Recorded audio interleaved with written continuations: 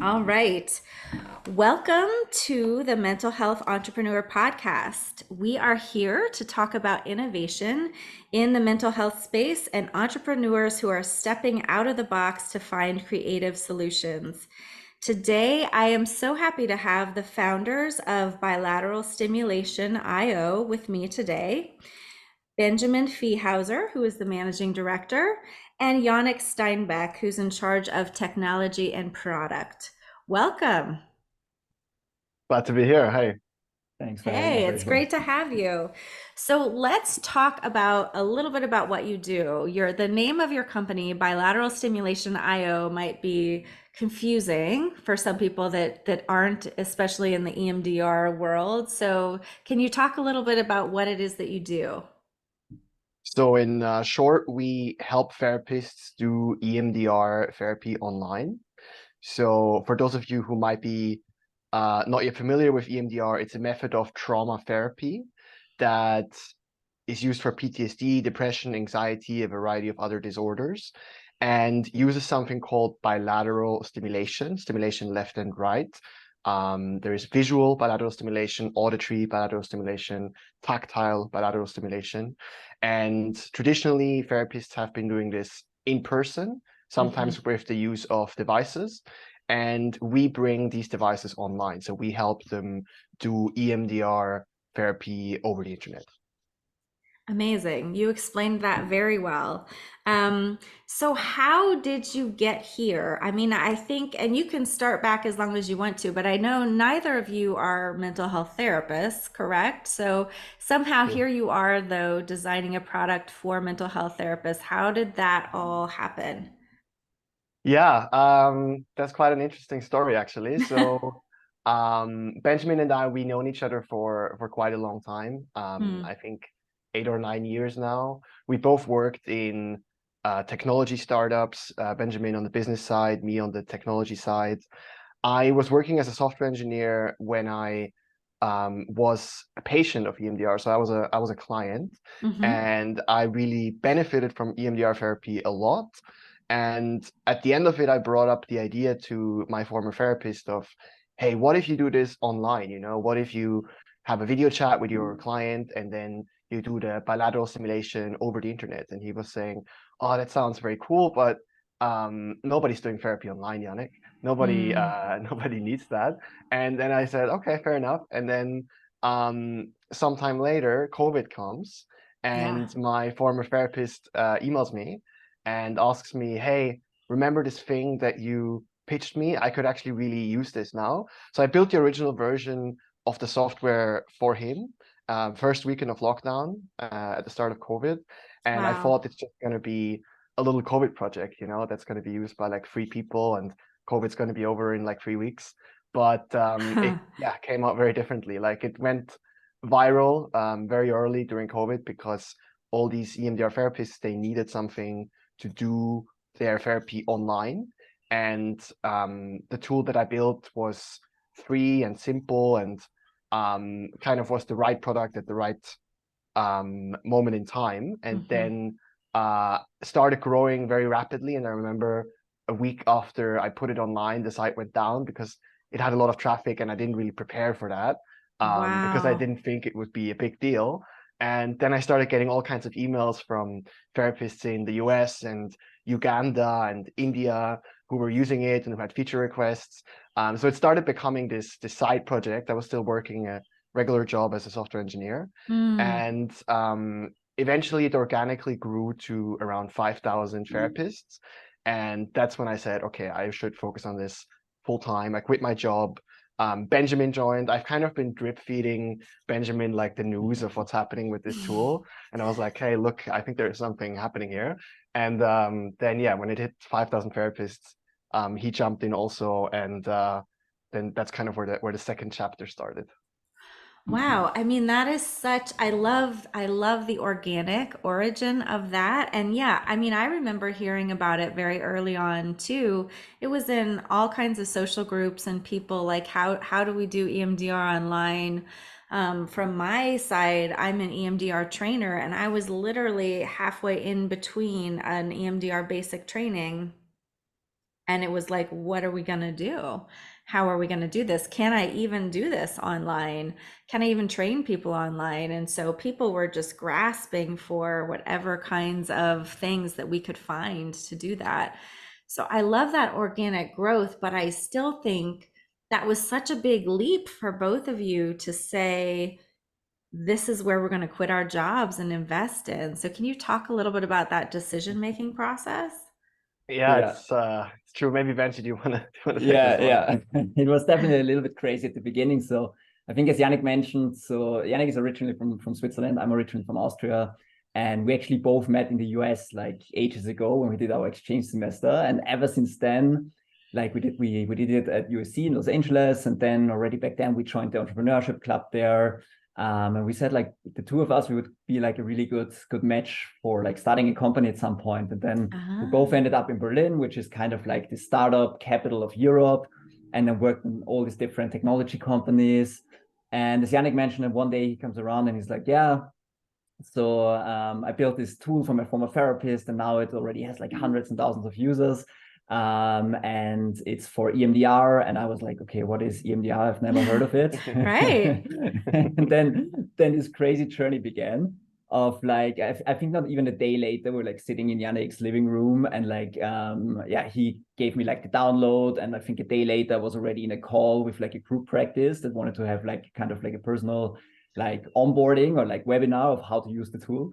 And then really, I think what we also learned from our previous jobs and what helped us a lot with bilateral stimulation.io is that the two of us, we've always, like as mentioned, worked in the technology like area. And for us, it was always important to build the tools that we developed together with like the users.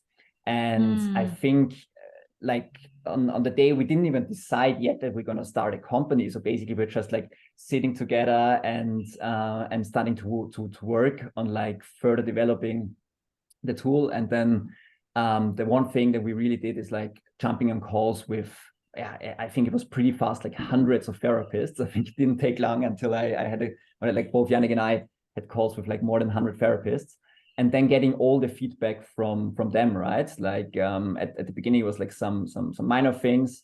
There's like this one anecdote where like one therapist told Yannick that she always used the auditory, and then she heard it herself because at the beginning there was no mute button for the therapist, and she did it like 8 hours a day, and it drove her crazy. And then the next day there was like a mute button for the therapist, and like kind of a lot of those features developed this way, and we really tried to really learn more from the people who use the tool on a daily basis.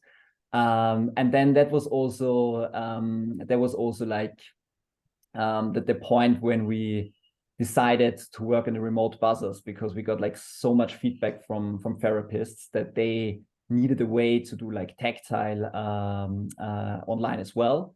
And like a Yeah. lot of people back then did the butterfly, right? But then it Mm-hmm. didn't work for all the therapists. And then we got the feedback that that they want to have the buzzers. And that's when we said like, okay, we've never built a hardware product before, but let's do that if people need it. And then we jumped on this. Amazing. Yeah, and it seems like you're just kind of in this constant growing and evolving. And for people that aren't familiar with EMDR, it uses this bilateral stimulation that you heard Yannick mention.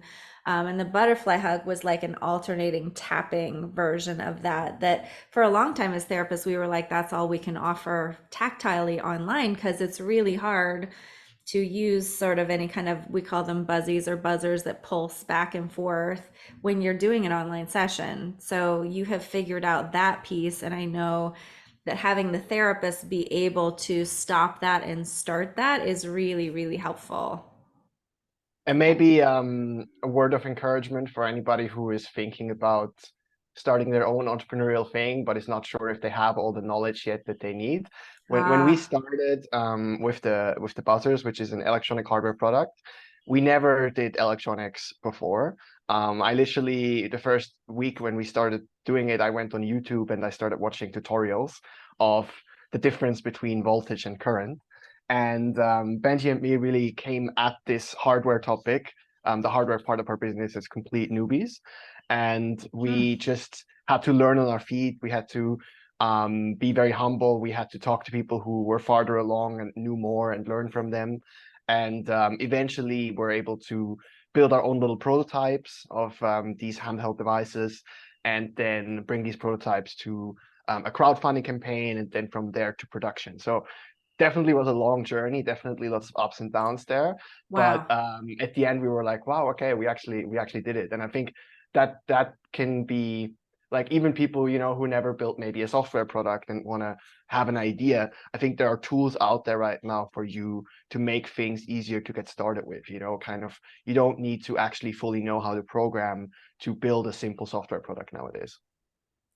That is kind of mind-blowing to me as you say that, because as a therapist that has zero like software technology training, um, that is mind-boggling that you jumped into something so new that you didn't feel like you had that background in and just did that. And what's coming up for me then, and I'm curious your thoughts about this, is so what makes a successful entrepreneur? Because maybe it isn't necessarily having mastery in whatever it is that you're doing. I actually have some opinions on that. I think Please.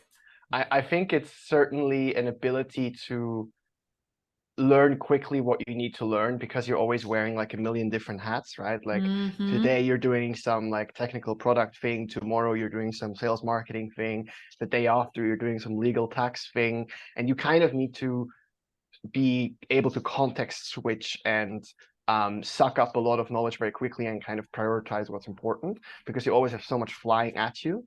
You need to be able to operate at like different Zoom levels. So sometimes maybe you get a contract and it's very important that you really, you know, zoom in and spend a lot of time and understand it in detail. And sometimes you might have a lot of information and you just need to act fast, and you need to operate at a much higher Zoom level. Mm-hmm. I think lastly, if you are active like in a technology space, be it software or hardware, I think it always helps to learn more on the technology side. You know, like you can definitely get started even with a software product without knowing programming, and there's a lot of tools that allow you to build simple websites, even mobile apps, without programming. But the more technical knowledge you can gain, and there's good online courses for that, the more it will help you manage the process. Like that's something that we learned also on the electronic side. Like we're by no means electrical engineers, but I think we by now know enough to manage the process, you know, of electrical engineers doing the actual designs, and then the prototyping and the testing. So you definitely need to be kind of eager to learn. Mm. And maybe adding to that, I think one thing that we learned was really important for us was also like that we were really convinced of the idea, and we didn't get disencouraged by a lot of people who told us that this wouldn't work out. So to give you one example, so we built this all without any investors. Basically, we built this with our own money, and we didn't have a lot of money because we were like still young when we like started the company. And at the beginning, especially when we wanted to build this electronic device, when we talked to like the first people, manufacturers, we thought like, okay, maybe, you know, we can do it together with them. The first answers that we always got was like, yeah, this is gonna be super expensive. You need like $500,000 like US dollars, a lot of investment, and like we by no means had any of that money by that time, and also not now. Yeah. And I think a lot of people, they, you know, they would have stopped there, and they would have gotten maybe disencouraged.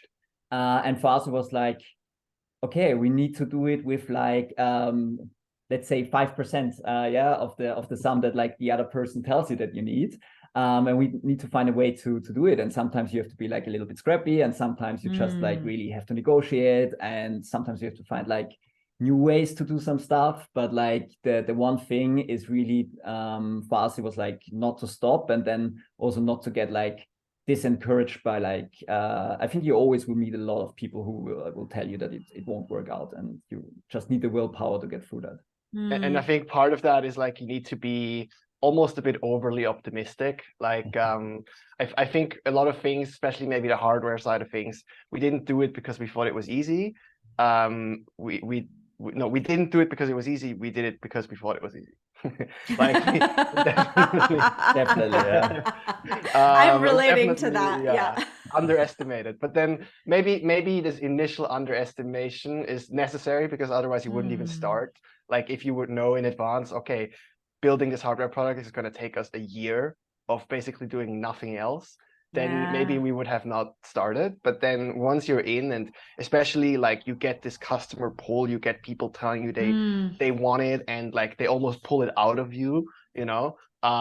Like if that's another thing, right? Like you really want to be spending your time on something that people really want, that solves a real problem, because that is that will pull you in the right direction. Yeah, I love that. So, I mean, I'm almost hearing like that's the why, right? There's a motivation beyond just the tasks of it or the barriers that helps you kind of decide to get scrappy and get creative and hurdle those things. Um, yeah, and I think I'm thinking about vision too. Like as I'm hearing your story, I'm thinking about, okay, you met in LA and you had this idea all the way back there of like, hey, it would be really cool if we started a business together. Right? I'm a big fan of, putting those things out into the universe, and that it seems like that's a pretty powerful thing. So what was it about the two of you, like at that very early moment, that was like, hey, we would be good at having a business together? Yanick, you want to go ahead? I think it's a great question. It's a good question. I think we both respected each other a lot. Like we both thought, okay, here's like a very smart, thoughtful person that I could really imagine working with together. And I think we built up, because we were like both students and we kind of saw each other work, I guess, in a certain context, and we said, okay, there is kind of some respect there and some trust already, right? Like I think starting a company together, it's a bit like marrying, like you really spend a Yes. lot of time together, and you probably see each other more than your significant other, and you want to be really sure you're doing it with somebody that you trust. And for us, it was good that we had this chance to date a little bit before we marry, so we did the exchange together, and then even when we started working on bilateral together, we kept the commitment a bit more loose in the beginning and then tightened it over time, right? And I think if you can do that and really choose your co-founders to be people that you really trust and respect, I think that helps you a lot through the ups and through the downs, right? Because we certainly had downs, and we certainly had moments where we're like, oh no, this is not gonna work out. And then you really want to kind of stick together like glue, right? And come out of the down together. Yeah, I think as Yanick mentioned, like the part of that we knew each other for like so long, and we had like also many like interesting, let's say, discussions besides like business stuff, was like really helpful. And I think what really for me was like, let's say, the last missing piece, when we first started to work on this together, for the first couple of months even, we basically just went ahead, and we didn't even, like for us, the first discussion was not like, okay, how are we gonna split the shares of the company later, or how much salary are we gonna pay to whom, because like Yanick had the original idea, I joined a little bit later, and like all these things. But it was just like, okay, people need these buzzers, let's work on this and let's see how it goes. And like the worst that could happen is we basically wasted exclamation mark, like let's say 2 or 3 months, because then at the end nothing came out of it. And I think both of us, we never even talked about it. We were like, that's totally worth it. Like we learned something in these 2 to 3 months, even if there's like no company for the two of us coming out of this, right? And then we just like worked on it, and I mean after like very short amount of time, it was clear like it totally makes sense, and we worked together really well. But only then we started to discuss, let's say, the serious things. And what I in my previous life often saw with like some people is like, for them, like the first discussion point is like, but like I'm gonna own the IP, or I wanna have like more shares of the company than you, and those kind of things. And I think this is always a very bad starting point. This is something that you can discuss a little bit down the road, right? Like if you cannot properly work together, and if you cannot like support each other and those kind of things, you don't even have to talk about like who is going to own which share of the company or who is going to get which salary. Ah, yeah. Yeah, and I'm hearing in that very mission focused, right? Like it was about providing what therapists were needing at that moment with the huge switch. And I can certainly attest to, as a therapist and having a practice myself, like it was intense how the switch happened. And right, we first thought it was just for a few weeks, which was no big deal. But then when it became, oh, this is longer than a few weeks, suddenly it's completely switching how we work. And there was that huge need. And so to me, you're also saying the two of you were mission minded about what you were doing, not trying to figure out how the business all makes sense and have this perfect business plan and all of those things. Yeah, 100%. And I think here what really kept us going from the beginning and is still kind of the motivator until today is like the interactions that we have with therapists and also clients, and like the feedback that we get. For me, I have this one like story that I always like to remember of, where, especially as we mentioned already now a couple of times, like building this hardware product was very tough for us. And it was like, then I think like 2 years ago, we built the first prototypes like completely ourselves, basically in the office at the Wow. night when there were like no other people. We were like soldering stuff together because it was like a normal business office. It was like not a workshop, and we had to do it during the night so that the Oh, other people, don't see like how we're like soldering electronics together and stuff like that. And then and it was around Christmas. It was around Christmas time back then. And so we shipped like the first devices, and like people starting to use them. And like even then we didn't know if this is actually going to become a product, right? Because we took one step after the other, and we first wanted to see if it works, and we first wanted to see if it works with a couple of people, and then what the feedback is, and then iterate and everything. And then like very soon after we shipped like this first, it was really just like a few devices, and people started to use them. We got this email from like one therapist that we've been in touch with already for some time. And she told us like she just got like a new client, and the client was like a firefighter and just lost his vision in like an emergency, and basically cannot come to her office. And the only thing that he can do for the bilateral stimulation is like the tactile, so with the buzzers, because he lost his vision, like everything else doesn't work. And she was like, literally, the only way I can treat this person right now, and this person urgently needs treatment, is wow. with like these buzzers. But I know they're like not on the market. Like you cannot buy them. Like I just got like this one prototype. Is there any way you can send me like one more device? And I mean, as mentioned, we didn't have a manufacturer, like nothing. You But were we said like, like, okay, that's more midnights at the office with the exactly. soldering. We're like, okay, we're just gonna build one more prototype, soldering stuff together. And then there was around the Christmas time, just shipped it out before the holidays. And then this therapist was able to treat this client who urgently needed treatment. And at that point, this is really, like, as you can imagine, like a huge motivator. Like you don't even think about like money or like also the many hours that you spend in the office or whatsoever. It's really just like this impact that you have like in this one case is just like was fast, like really, really amazing.